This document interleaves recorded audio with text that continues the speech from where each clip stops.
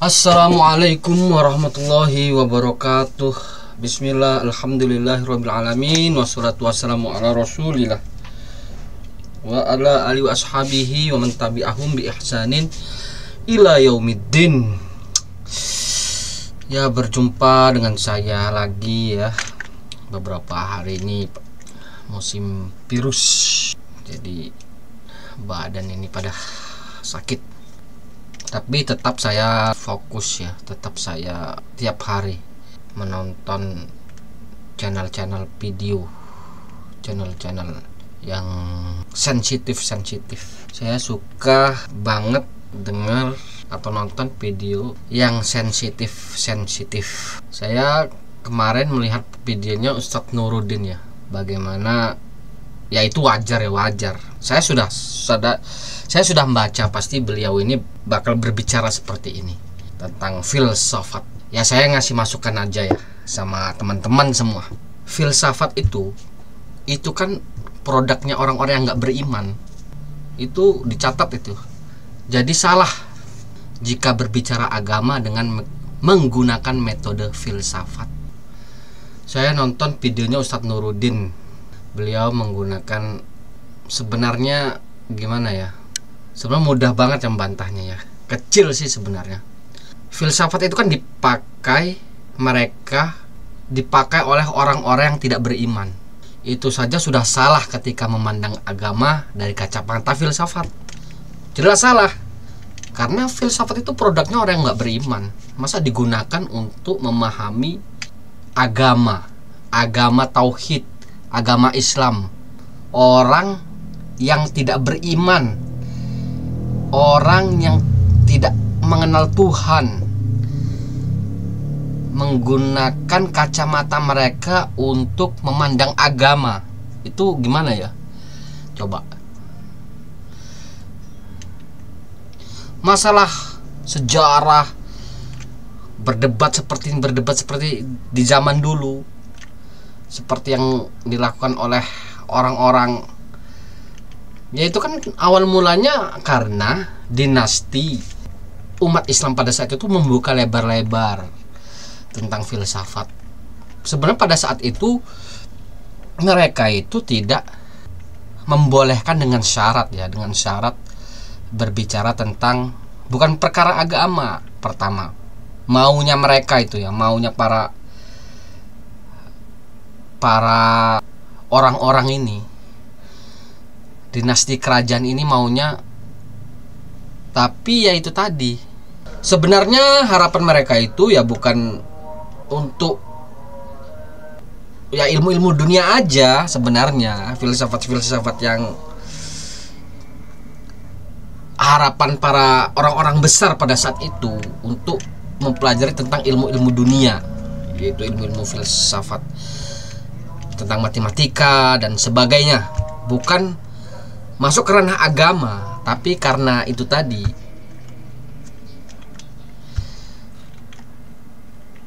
akalnya nakal, namanya akal ya, namanya juga akal ya, tahu sendirilah akal itu kan bisa aneh-aneh karena gatel ya, karena akal ini kan mudah terbius, mudah terdoktrin ya, mudah lemah, apalagi jika tidak kuat pemikiran tentang keagamaannya.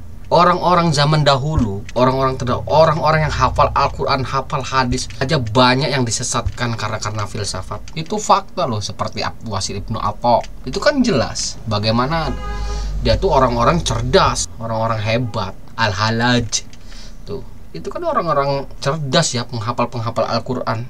Coba kalau kita lihat, apakah kita tuh masih mau menerima menggunakan metode filsafat, sedangkan filsafat saja dipakai oleh orang-orang yang tidak beriman kepada Allah, digunakan untuk memahami tentang agama. Coba, itu Ustadz Nuruddin. Antum tuh kalau saya perhatikan ya, yang dipromosikan tuh selalu Al-Azhar.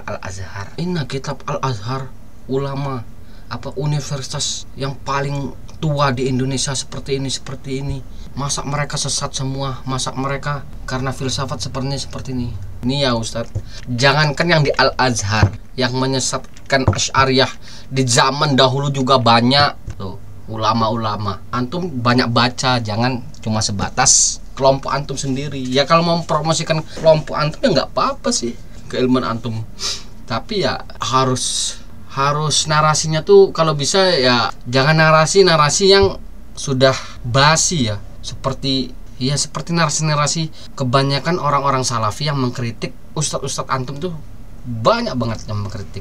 Yaitu jika dikritik pasti jawabannya, antum itu siapa loh mengkritik si fulan, kiai, ustadz antum itu siapa? Cuman YouTuber. Nah, itu narasinya itu aja. Nih saya kasih tahu ya, orang yang belajar di manhaj salaf, di salafi itu luar biasa ya. Ngaji sebulan, 2 bulan, 3 bulan itu mampu menanggapi orang-orang besar seperti antum, seperti Ustadz Idrus Romli, Ustadz Abdul Somad atau siapapun itu YouTubernya itu orang yang belajar.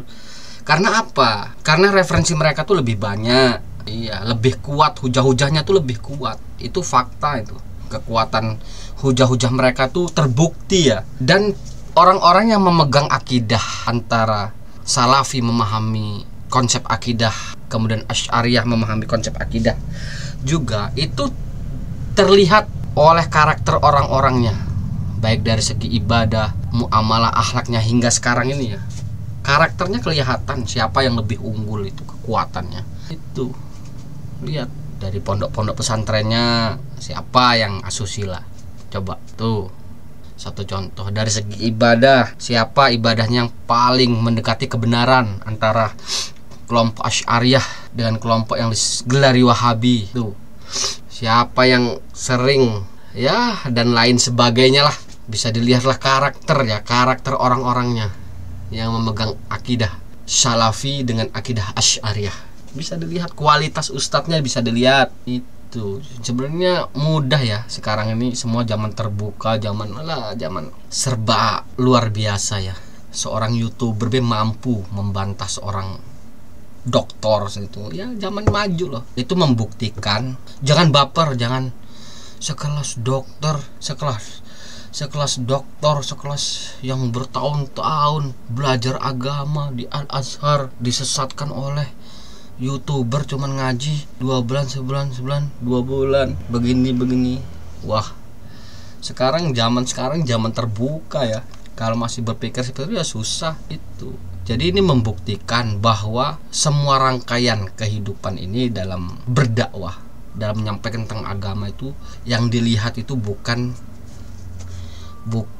lamanya dia pondok, lamanya dia di universitas, tapi yang dilihat tuh hujah-hujahnya, perkataannya itu sesuai enggak dengan Al-Quran dan Sunnah, benar apa enggak, itu yang jadi ukuran. Bukan lama mondoknya, bukan pinter bahasa Arabnya, bukan, tapi pemahamannya tuh benar atau tidak. Nah itu, jadi jangan heran kalau ada orang yang mengkritisi di zaman sekarang kok tuh, seperti perkara yang dilakukan oleh Kiai Imad, salah satu mujadid di kalangan NU, internal NU ya. Saya bisa menggelari beliau ini sebagai mujadid pembaharu ya dalam kalangan NU. Itu saya akui itu, meskipun saya bukan siapa-siapa. Saya cuma pembaca buku yang pembaca buku pinggiran. Saya mengakui itu kalau Ustadz Kiai Imaduddin seorang mujadid di dalam internal ke-NU-an, sebagai seorang pembaharu dalam membantah, dalam menemukan keilmiahannya berkaitan tesis beliau dalam menelusuri nasab para Habib Ba'alawi di seluruh dunia. Itu luar biasa banget itu. Di mana-mana ya itu tadi. Di mana-mana seorang mujadid pembaharu itu pasti ada musuh. Pasti dimusuhi dari dalam. Pasti itu, nggak mungkin. Bohong.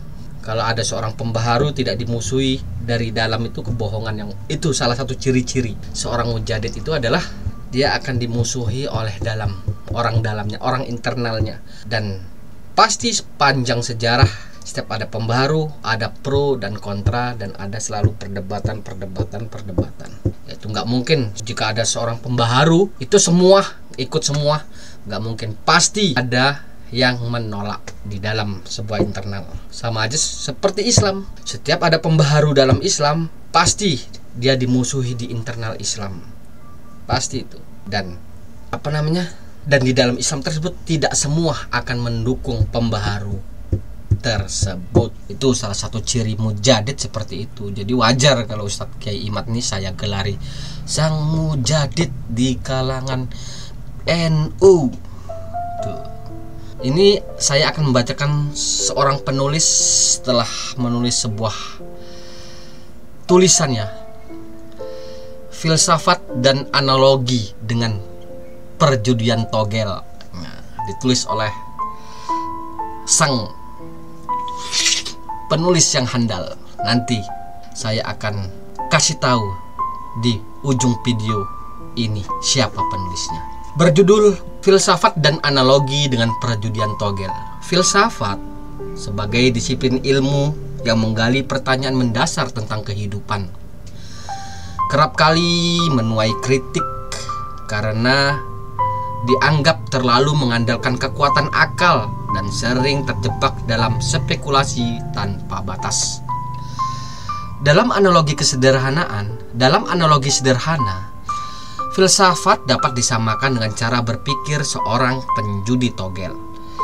Meski perumpamaan ini tampak mengejutkan, ada beberapa kesamaan dalam pola pikir keduanya yang menarik untuk dikaji. Togel berpikir tanpa kepastian. Dalam dunia perjudian togel, pemain berusaha menebak angka yang akan keluar berdasarkan berbagai dugaan, perhitungan, atau bahkan sekedar firasat. Mereka tidak pernah berhenti berpikir dan terus-menerus berimajinasi untuk menghasilkan kombinasi angka yang menurut mereka bisa membawa kemenangan. Tidak ada dasar kepastian dalam dugaan mereka, karena hasilnya murni bersifat spekulatif. Meski demikian, mereka tetap mengandalkan logika sederhana, pengalaman masa lalu, atau mitos tertentu dalam membuat prediksi. Dengan penuh harapan, mereka mengejar sesuatu yang sebenarnya tidak dapat dipastikan kebenarannya. Filsafat sebuah spekulasi rasional. Demikian pula filsafat. Meskipun filsafat sering dipandang sebagai aktivitas intelektual yang lebih mulia dibandingkan perjudian, pada dasarnya keduanya memiliki kesamaan dalam hal mengandalkan dugaan dan spekulasi. Filosof berusaha memahami realitas, makna kehidupan, dan kebenaran melalui kekuatan pikiran semata, tanpa selalu disertai dengan bukti empiris yang konkret. Para filosof seperti Socrates, Plato, hingga Immanuel Kant menghabiskan waktu untuk merenungkan konsep-konsep abstrak seperti keberadaan, kebebasan, dan moralitas. Hasilnya seringkali berupa teori-teori yang tidak dapat dibuktikan secara pasti, melainkan hanya dirasakan melalui logika. Ini membuat filsafat dalam banyak kasus tampak seperti permainan pikiran yang menghasilkan dugaan-dugaan. Persamaan dalam ketidakpastian antara penjudi togel maupun filosof. Baik penjudi togel maupun filosof sama-sama bergerak di ranah ketidakpastian. 1. Spekulasi. Penjudi menggunakan firasat, sementara filosof menggunakan rasio. 2. Harapan akan kebenaran. Penjudi berharap menebak angka yang benar, sedangkan filosof berharap menemukan jawaban yang benar. 3. Keterbatasan manusia. Keduanya dihadapkan pada keterbatasan manusia dalam mencapai kepastian absolut. Perbedaan yang fundamental.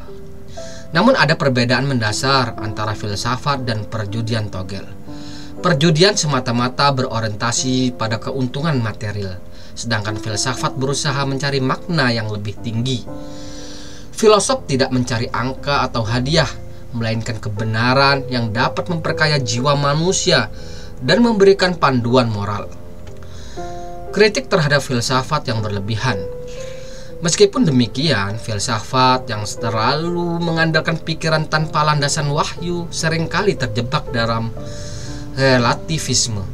Inilah yang dikhawatirkan oleh para ulama Islam seperti Al-Ghazali, yang menilai filsafat dapat menyesatkan jika tidak didasarkan pada kebenaran ilahiyah. Dalam Islam, kekuatan akal memang diakui, tetapi akal harus tunduk kepada wahyu agar tidak tersesat dalam khayalan semata. Kesimpulan dari semua ini, meskipun filsafat dan perjudian togel memiliki persamaan dalam hal penggunaan spekulasi, keduanya berbeda dalam tujuan dan dampaknya. Filsafat jika diarahkan dengan benar dapat menjadi alat untuk memperdalam pemahaman manusia tentang kehidupan. Namun jika filsafat hanya mengandalkan pikiran tanpa landasan wahyu, ia tidak ubahnya seperti perjudian pikiran yang penuh risiko kesesatan. Sebagaimana seorang penjudi togel sering terjebak dalam ilusi keberuntungan, seorang filosof yang terlalu mengandalkan akalnya juga berpotensi terjebak dalam ilusi kebenaran tanpa dasar yang kokoh. Maka filsafat yang benar adalah yang berpijak pada kebenaran wahyu, bukan sekedar hasil khayalan pikiran manusia. Demikianlah sekelumit tentang filsafat dan logika togel. Semoga ini menjadi sebuah masukan agar kita bisa merefleksikan akal dan hati kita. Dengan metode apakah kita harus memahami agama itu, baik dalam perkara akidah, ibadah, muamalah, dan akhlak. Karena kita tahu bahwa Nabi Muhammad SAW adalah manusia yang Allah turunkan, yang Allah ciptakan untuk mengutus, untuk menyampaikan wahyu-wahyunya. Beliau adalah manusia beriman, manusia yang menjadi pilihan Allah sebagai utusannya, yang diterima oleh para sahabatnya, agar para sahabatnya ini menggunakan Al-Quran dan hadis-hadis Nabi sebagai pijakan, landasan kebenaran untuk terselamatkannya semua umat dari api neraka. Jika kita melihat orang-orang yang selalu mengagungkan ilmu kalam, ilmu filsafat, yang menjadikan ilmu itu sebagai sebuah pandangan untuk memahami sebuah agama, bisa kita lihat secara terbuka di mana orang-orang yang mengagungkan wahyu dan mana yang mengagungkan akal. Semoga ini bermanfaat dan semoga kita benar-benar mendapat hidayah oleh Allah. Semoga kita dikumpulkan oleh Allah bersama orang-orang yang Allah ridhoi. Subhanakallahumma wa bihamdika asyhadu an la ilaha illa anta astaghfiruka wa atubu ilaik. Assalamualaikum warahmatullahi wabarakatuh. Oh ya, penulis artikel tadi Ustadz Zulkarnain El Maduri.